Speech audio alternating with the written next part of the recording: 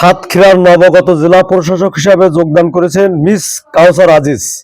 তিনি সদ্য বিদায়ী জেলা প্রশাসক মিস আফরোজা আক্তারের স্থলাভিষিক্ত হলেন।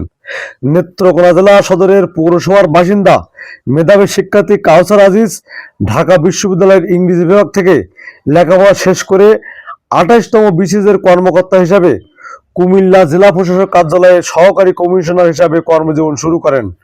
পরবর্তীতে ময়মনসিংহ, গৌরীপুর সহকারী কমিশনার ভূমি, কিশোরগঞ্জ, কুলিয়াচর উপজেলা নির্বাহী কর্মকর্তা এছাড়া ভূমি প্রশাসন কেন্দ্রের সহকারী পরিচালক হিসাবে সফলতার সাথে দায়িত্ব পালন করেন।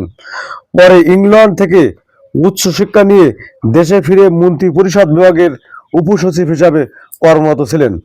মন্ত্রিপরিষদ বিভাগের কর্মরত থাকাকালে প্রশাসনিক দক্ষতা ও কর্মতৎপরতা, সততা, অভিজ্ঞতা সমৃদ্ধ বিবেচিত হয় তাকে সাতক্ষীরা জেলা প্রশাসক হিসাবে প্রদান করা হয়েছে। নবাগত জেলা প্রশাসক কাউসার আজিজ সকলের সহযোগিতা কামনা করেছেন।